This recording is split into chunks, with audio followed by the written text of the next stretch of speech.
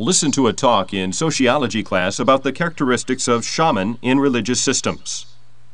As you recall, last week we finished our discussion by reviewing the beliefs of numerous religious organizations. Today, we'll finish this discussion by examining shamanism as a primitive religion that is predominantly practiced in Central Asia, the Arctic, and Siberia.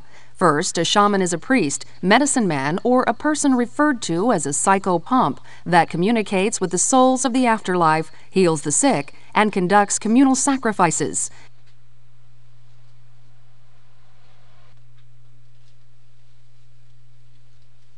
Regardless of the culture, the most important function of a shaman is to heal the sick, and they do this by entering a trance-like state of mind and leaving their body. In some of the cultures throughout the world that I just mentioned, it is thought that when a person is sick, he or she has lost their soul. A shaman must assess whether the person's soul has simply strayed away from their body or been taken by demon spirits and imprisoned in the afterlife.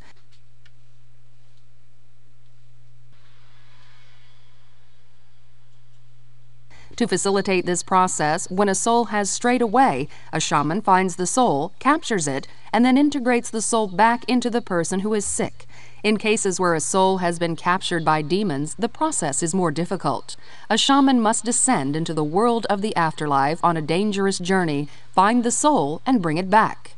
The second point I want to make is how one becomes a shaman. In Central Asia, the Arctic, and Siberia, one becomes a shaman through hereditary transmission.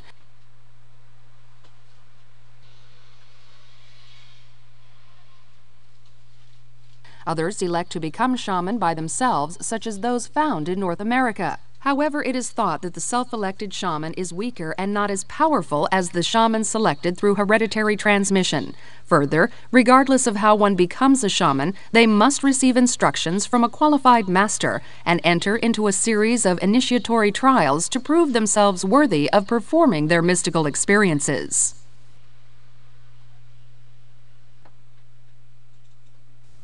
Listen to the following lecture in a history class. Hello everyone, and welcome back to class. Today I'm going to discuss what caused the War of 1812.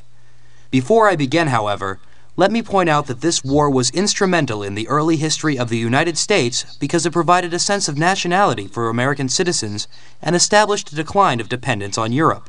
Both of these points are important to understand because at this time, the United States was still a young country struggling for its self-dependence.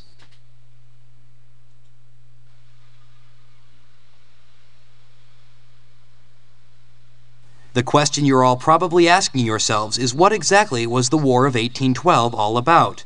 First of all, there had been a long-standing resentment between the maritime practices of Britain and the United States. For several years before the war began, it was not uncommon for British ships to stop U.S. ships and arrest American sailors whom they believed to be deserters from the Royal Navy.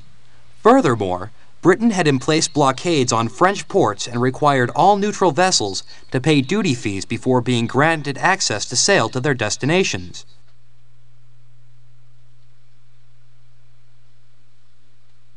Offended by these events, the U.S. initiated the Embargo Act in 1807 and the Non-Intercourse Act in 1809.